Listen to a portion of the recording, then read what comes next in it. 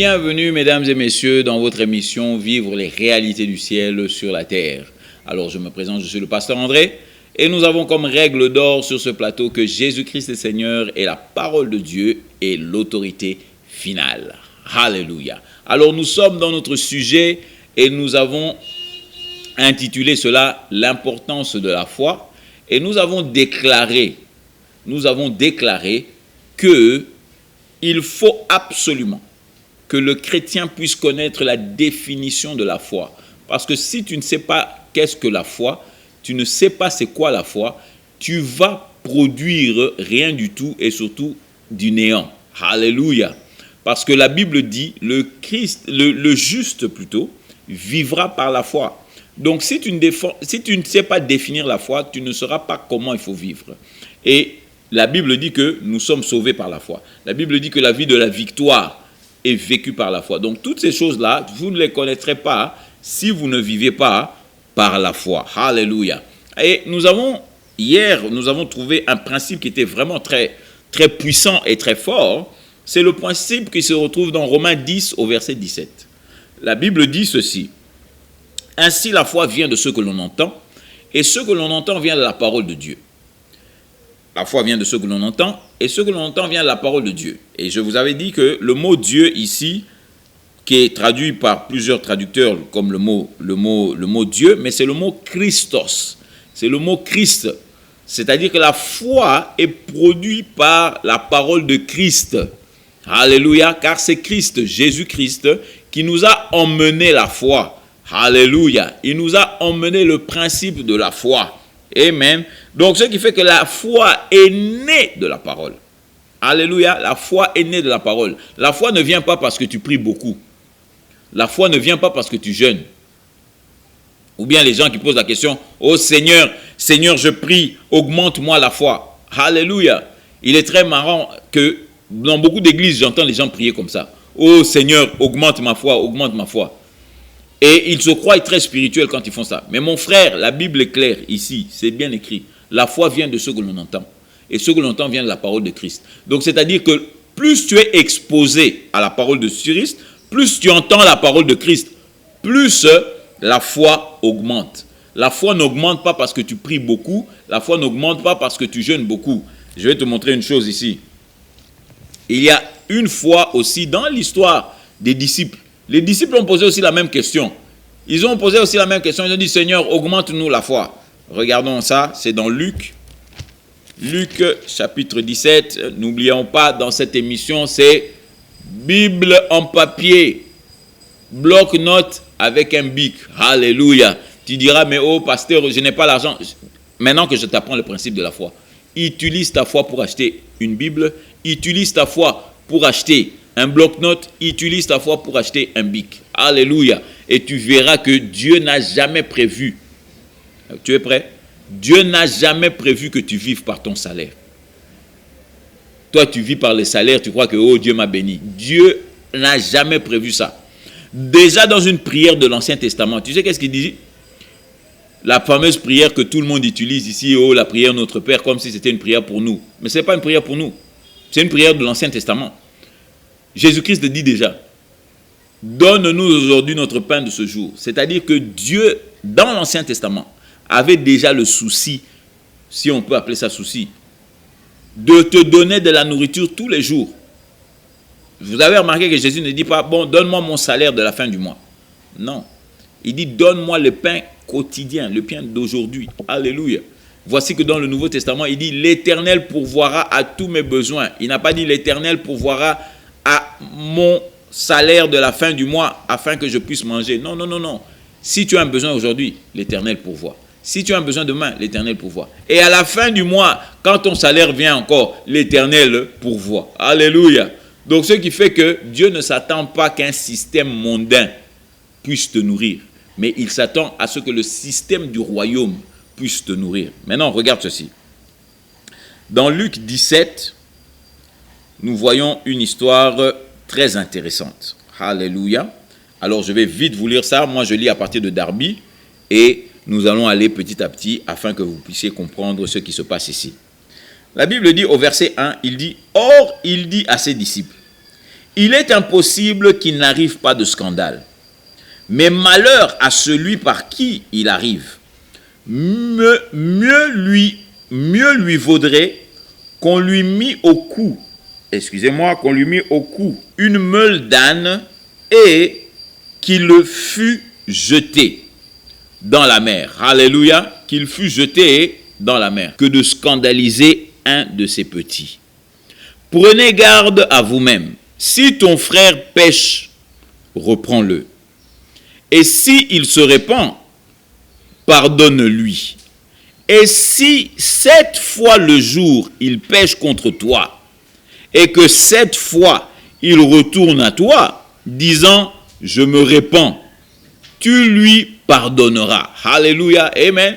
Ici, nous avons une histoire de Jésus-Christ qui est en train de dire que, écoutez, les scandales dans la vie, ils vont toujours arriver. Amen, alléluia. C'est pour ça qu'un enfant de Dieu ne doit pas être scandalisé quand tu entends des choses, oh, tel monsieur a fait ceci, tel monsieur a fait cela. Toi aussi, tu dis, ah, vraiment, moi, Nzambé a couru ça là. Non, Jésus-Christ a déjà dit, les scandales vont arriver. Il ne faut pas être impressionné.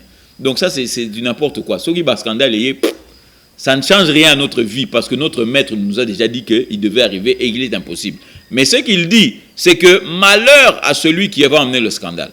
Parce que celui qui va emmener le scandale, vaut mieux qu'on l'attache une pierre, bataille libanga, au cou et qu'on le jette dans la mer. Alléluia, de façon à ce qu'il ne puisse plus revenir.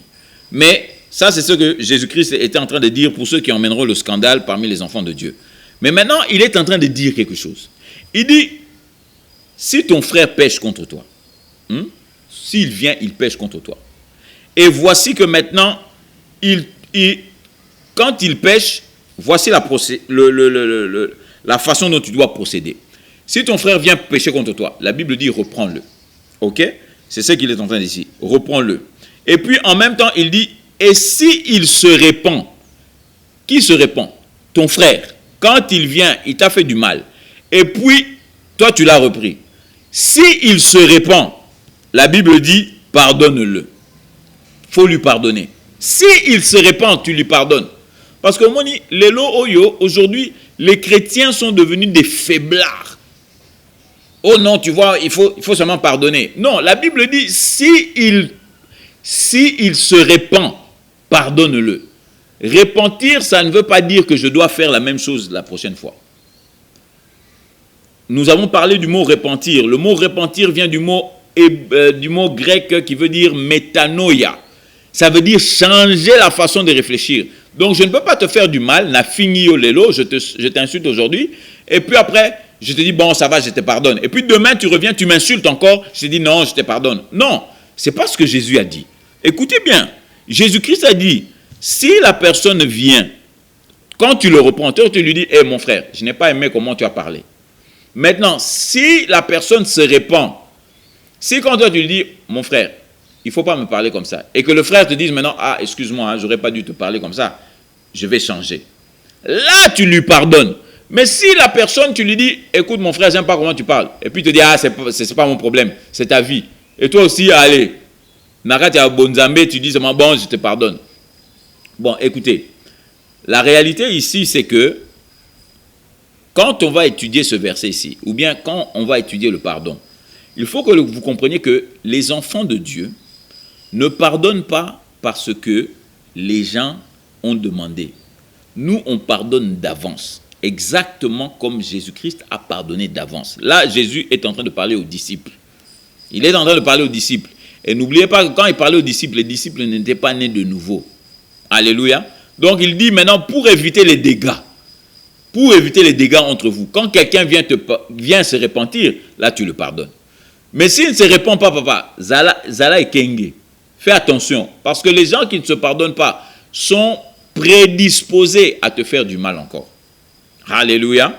Donc maintenant il dit, il va le faire. Et puis maintenant le verset 4 il dit, et si 7 fois le jour, il pêche contre toi, et que 7 fois, il retourne à toi en disant, je me répands. Est-ce que vous comprenez ça?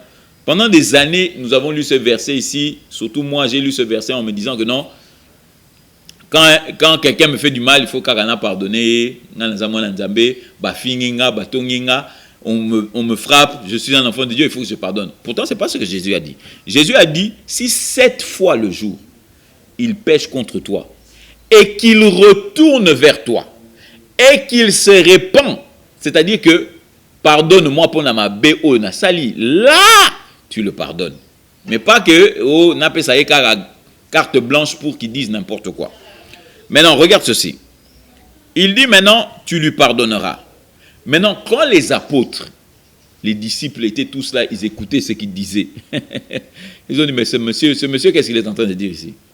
Donc, c'est-à-dire que quelqu'un va me faire du mal 7 fois en une journée. Même pas des escarres. Hein. Mais quand la journée moko, tu viens, tu me fais du mal au quai, aux zongi. Tu me fais du mal au quai, aux zongi. Alléluia. Et moi, qu'est-ce que je vais faire? Je vais seulement le pardonner. Et là, maintenant, le verset 5. Regardez le verset 5, il dit quoi? Et les apôtres lui dirent au Seigneur, verset 6, augmente-nous la foi. Alléluia. Augmente-nous la foi. Ce n'est pas ça que beaucoup de personnes demandent aujourd'hui. Oh Seigneur, augmente-nous la foi, augmente-nous la foi.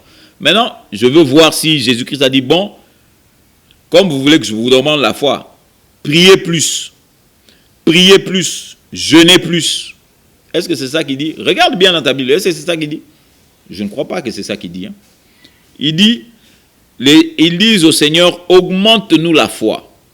Et le Seigneur dit, le Seigneur dit, donc c'est la réponse maintenant, comment augmenter la foi? Comment augmenter la foi? Il dit, si vous avez de la foi comme un grain de moutarde, si vous avez de la foi comme un grain de moutarde, vous diriez à ce mûrier, déracine-toi et plante-toi dans la mer. Verset 7. Il vous obéirait. Mais qui est celui d'entre vous qui, ayant un esclave labourant, paissant le bétail, quand il revient des champs, disent Alléluia. Maintenant, regardez bien ici, parce que ici, il est en train de montrer, parce que c'est toujours l'idée de la foi. Donc, c'est toujours, faut pas être trompé par les versets, tout ça. Non. Quand il a écrit ça, c'était un livre. Quand il écrivait son livre, il n'a pas dit, bon, verset 1, verset 2. Non. Donc, comprenez bien. Ici, maintenant, il est en train de faire la comparaison entre la foi et un serviteur. La foi est comme un serviteur. La foi, c'est le serviteur que Dieu t'a donné pour faire sortir tes biens qui sont dans le surnaturel et les emmener dans le naturel. Maintenant, regarde ceci. Il dit, augmente-nous la foi. Maintenant, il dit, si vous avez de la foi comme un grain de moutarde. Maintenant, pour ceux qui font de l'agriculture ou bien pour ceux qui connaissent, le grain de moutarde, papa, c'est un grain si petit que si même là où je suis, si je fais tomber ce grain-là, nous tous, on va se mettre à genoux pour chercher le grain, tellement que c'est petit. Mais maintenant, dans les années passées, nos aînés ont passé beaucoup de temps pour nous parler de la petitesse du grain. Mais pourtant, si tu étudies bien ce que Jésus-Christ est en train de dire ici, Jésus-Christ n'est pas en train de dire si la semence, elle est grande ou petite. Mais Jésus-Christ est en train de nous expliquer que la foi, si tu veux l'augmenter, elle fonctionne comme une semence. Alléluia.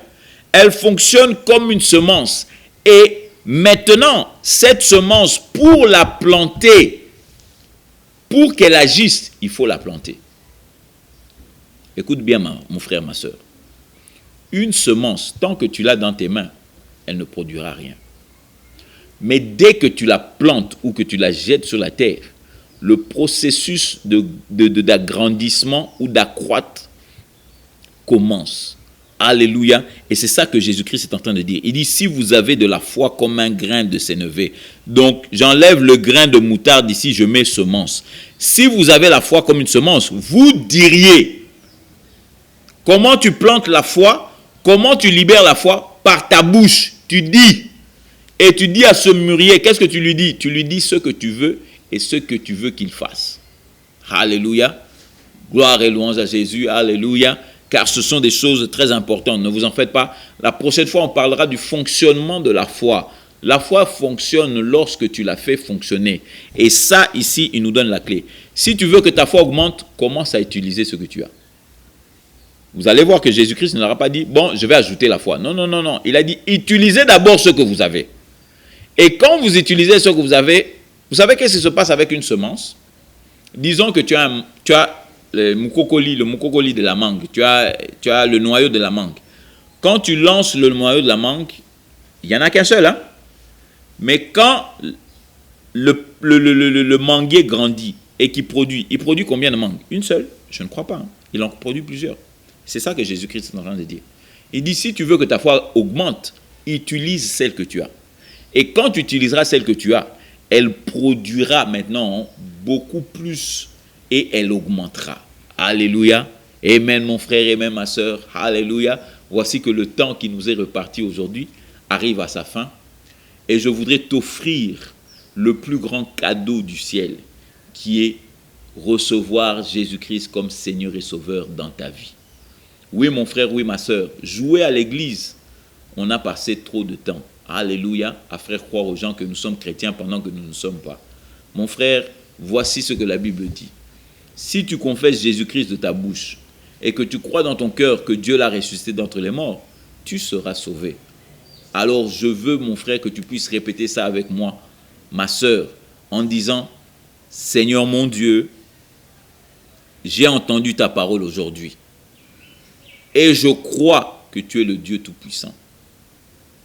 Ta parole déclare que si je confesse Jésus comme Seigneur de ma bouche et que je crois que tu l'as ressuscité d'entre les morts, je serai sauvé. Alors papa, maintenant de ma bouche, je confesse Jésus comme mon Seigneur. Et je crois pleinement dans mon cœur que toi, Dieu, tu as ressuscité Jésus d'entre les morts pour ma vie. Et maintenant, la Bible dit que je suis sauvé. Alors j'accepte pleinement le salut que tu m'as donné au nom de Jésus-Christ. Amen. Amen mon frère, amen ma soeur. En effet, si tu as fait cette prière, tu es complètement né de nouveau. Tu fais partie de la famille de Dieu. Alors je t'encourage maintenant à trouver une église là où la parole de Dieu est prêchée et Jésus est reconnu comme Seigneur. Si tu n'as pas d'endroit là où aller, je t'encourage, nous avons un numéro sur l'écran, appelle-nous.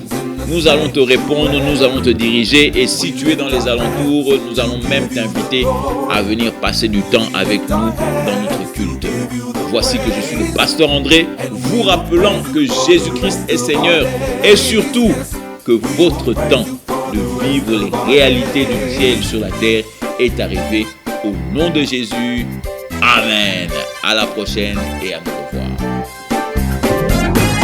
We clap our hands in the sanctuary. We clap our hands to give you the glory.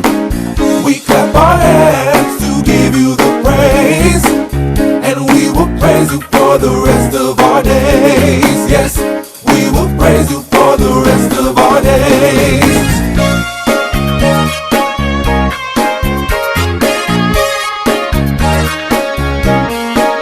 We sing a song in the sanctuary.